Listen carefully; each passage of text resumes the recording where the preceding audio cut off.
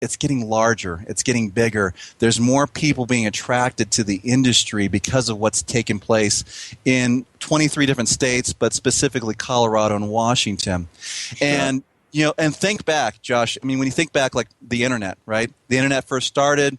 We were like, oh, wow, what is this? You dial into something and you go find websites, right? At the time, perhaps, a lot of people were thinking, hey, I'd like to participate in this industry, but I really don't know how to do that, Right. And here's the great thing about the cannabis industry. It's happening right now. And for those folks that are contemplating saying, you know what, I want to jump into this, now has never been a better time. I look back on our very first clients who are still with us today who struggled. Perhaps they were doing gross, $350,000, $500,000 a year in revenue. We now have clients approaching $10, $15, $20 million a year in revenue. Wow. And and that's the opportunity. So, the message on the upside is it's not too late. Jump in. No, I like that, JB. I want to hit on that responsible note you made, but also here you are, you're telling people it is a prime time for this, and I've seen it too, and what's going on all over the country. So, JB, I definitely want to come back to this responsible note that you're going on. I mean, are you still seeing that with the majority of your clients? Do they have that type of responsibility that you experienced with your first client?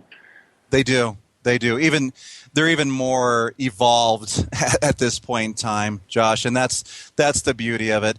The folks who survived the last 5 years, they have the knowledge base in place. If anything, they're enhancing that knowledge, and they're now reaching out and they're sharing that knowledge, and that's a wonderful thing, right? I mean, because how do we learn?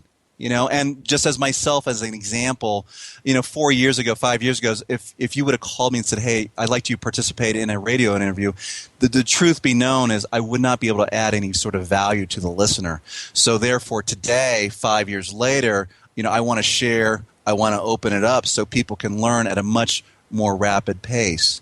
So, right. So going back though, when somebody's contemplating this industry, here's the flip side of it too. Here's maybe perhaps the challenges. I've presented to you the opportunity, right? This wonderful opportunity. It's a unique moment in time. Absolutely. So the challenges are going to be, number one, you're going to work hard, right? That's just kind of that's a given right there. You have to go into the industry with the idea that you're going to work really hard. And when I say hard, that means you're going to follow all the rules and regulations. You're going to read them, perhaps memorize them. You're going to discuss those with an attorney so that you understand what exactly are the rules involved, the compliance issues. What do you need to do and I always like to say this, to avoid chaos.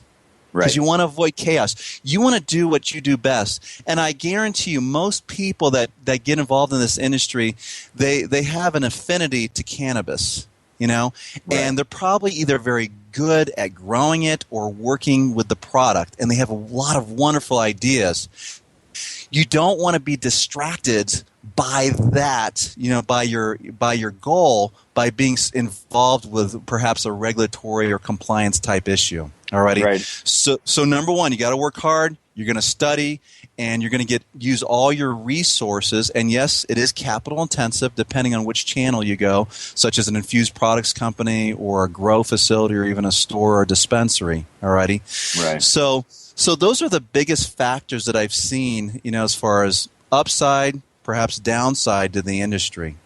And just to be clear, I mean, you talk about this prime opportunity and jumping in, but also this is where professionals like you come in hand. If you're going to jump in, go talk to someone like you, talk to an attorney, talk to other experts in these fields, right? Yes. Pick their brain. Allow them to share information with you. If they don't, or if they're unable or unwilling to share the information, it may not be a good fit. And I always tell that to potential clients. I'm not the only insurance broker that happens to specialize in the cannabis industry. There's others out there. And I understand that. I respect that, actually. I want people to do their due diligence upon me and anybody they work with, because it needs to be a good fit. My ideas and my methods have been proven to be successful in that I'm about education, I'm about service, and I'm about transparency. And that's a good thing because that's how this works and that's how it operates. And it goes back to what I said initially. My relationships with my insurance carriers are very, very profitable. There's a reason why they're profitable. There's a reason why claims are paid without the hassle involved. Right. Now think about that. Sometimes it's been suggested out there that insurance carriers don't want to pay claims. I'm here to tell you, when you do it the right way and you have a legitimate claim, they want to be paid. Otherwise, it leads to a variety of situations that are once again chaotic. Right. No, absolutely. And that's insurance in many ways, like you said, is about avoiding the chaos. JB, how has this industry benefited you personally, either financially or just with the way you spend your days, the people you interact with? Like, what has it done for you? Oh, great question, Josh. I have loved every day of this industry. I'd love to hear that. Yeah, and I don't know how many people can say that when they wake up and they go to work and they go punch a clock and perhaps they dread the entire day. And quite frankly, in previous positions that I've had, I've been in the insurance industry for many years, but previously in a lot of those positions, I was just bored out of my mind. And yeah, and today, granted, has it been hard? Yes. Have there been challenges? Yes. Have I learned a lot? Yes. God forbid, I have learned a lot. And so I always like to kind of joke perhaps when I die and if I decide to be buried, I like to have my tombstone, engraved with a giant cannabis leaf. And this was my contribution. This was really the meaning of my life. And my final thought is my daughter is going to college here in a few months, and the marijuana industry is going to be providing providing her tuition. So that's amazing. Well, I think it speaks to your integrity and your acumen as a businessman, and you and your wife and the ways you guys have succeeded. That's really awesome. We're going to hit on maybe just a little more of that when we come back. And then I think we're going to talk about some other challenges moving forward and what really is facing this industry as we go into this next stage. JB, again, thanks for the time. This is Cannabis and Commerce. We'll be right back. Cannabiz and Commerce, presented by greenbiz.com. We'll be right back. Stay tuned.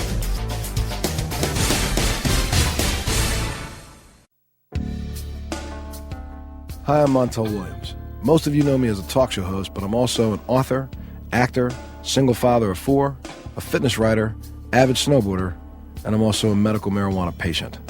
Like many of the million people who are living with multiple sclerosis, I'm in pain every single day. And sometimes my nerves are so raw that if you brushed up against me in an elevator, I'd scream. I can't sleep at night from the pain, and sometimes the spasms in my legs are so intense they will wake me up throughout the night.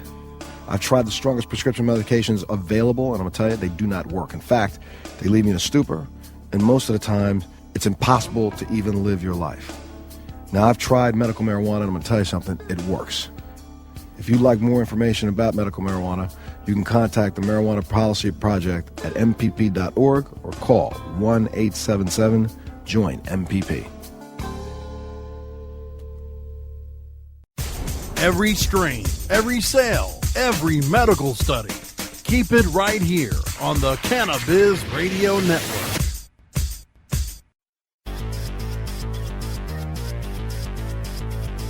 The conversation continues. Welcome back to Cannabiz and Commerce, presented by greenbiz.com, only on cannabisradio.com. Welcome back to Cannabiz and Commerce with the Green Consulting Group.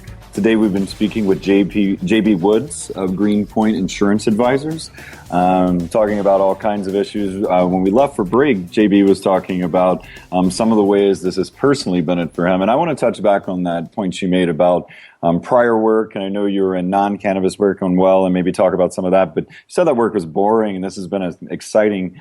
Which types of people are you meeting in this new industry that is arising? Sure. I'm meeting today, Josh, some of the best people that you could possibly meet. sometimes what happens when you're dealing with regulation, one side of the camp may say, hey, you know what, I don't want regulations. I can tell you prior to any sort of regulation, it really does become the Wild West in terms of the marketplace. So consequently, states like Colorado, Washington, who now have a regulatory environment for recreational, and then you have all these other states that also have a regulatory environment for medical cannabis. What it's doing is it's attracting some really smart, bright people to the industry that want to add value.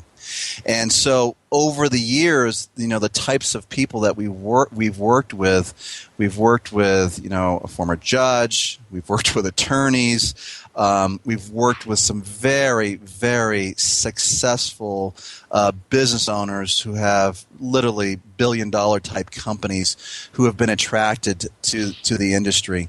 And so that's the good news, because what ends up happening is you get their value, their perspective of how to operate in the industry, along with, just as importantly, you need the finances, you need the money, because early on there was no money available. Today there's a lot of money available for the cannabis industry. So anybody out there is contemplating saying, hey, I want to get into this industry, good news is more than likely you're not going to have to go it alone. You may not have to borrow your credit cards or borrow from mom and dad in order to get started in this. Nice. And some of these events that you've attended, like recently, the business summit, what type of just feeling and vibe do you get at these events? Is there excitement in the air? There is. We work throughout the country. We typically go in on a referral basis, so we have clients throughout the country. And so the common theme is incredible enthusiasm. It is almost like the cork was popped from the bottle when I'm dealing with people, especially when they're just starting brand new. I'm thinking of somebody up in Washington State who just is just getting their license to start a processor and cultivation facility, This individual is effervescent. Every time I talk to her, she's literally bouncing off the wall, and it has nothing to do with cannabis. Meaning she's not been consuming cannabis all day, and that's the reason why she's bouncing off the wall. She's bouncing off the wall because of natural enthusiasm. I love that, and I remember that, and so many times over the years, seeing people say, "Hey, you know what? I want to get involved in this industry because I want to find my voice," and that's very important. And that's what it does. You find your voice, just like I did. Absolutely, and you found a really great one. And I think there's something behind just the energy that comes from being the captain of your own soul and doing your own thing, or doing something that makes you excited and gives you meaning in life. I think we all need that. I think it's one of those things we're looking for. Absolutely. Real quickly, before we head out, we have a few more minutes. Can we talk about some issues you see facing the industry moving forward, some things we should all keep aware of, and then maybe get some closing thoughts from you as we close out? Sure. Well, I think inherently you're going to see, obviously, more competition, right? I mean, that's just a given because of how attractive the market is. So what that means to the individual operators. So, JB, we have a few more minutes, and as we close out, let's touch on some of those future issues facing this industry. What are industry leaders and players? What are they concerned about moving forward? Sure. So, on one side of it, there's an incredible opportunity right now. We're still at our infancy, whether it's on the medical or even on the recreational side. But if you're new to the industry or you have an existing operation, what I'm seeing across the board is that, number one, you have to offer excellent products and services. I mean, that's business 101, right? So the products that you're offering, whether it's the flower, you're growing the best marijuana that's available out there. If you're an infused products company or edibles company, your labeling, your packaging, all that is really, really tight. Because you want to distinguish yourself in the marketplace. Secondly, you want to take a look at what you're doing in terms of your online presence and your marketing. Very important. The more that you do now, the better position you will be in the future as far as the internet. And what do I mean by that? Perhaps you hire somebody in your operation to do blogging. Perhaps you hire somebody to do social media for you. Those are all very, very important because, again, you're putting that information on the internet and you're protecting your brand. Alrighty? The third area that I see that's very important is consider hiring somebody for compliance. Alrighty? I mentioned early on, right? We're in a regulated environment. Have somebody there that their responsibility and job is just simply compliance so that you avoid the chaos, you avoid the problems. There's a saying that I've always said over the years, the devil is in the details.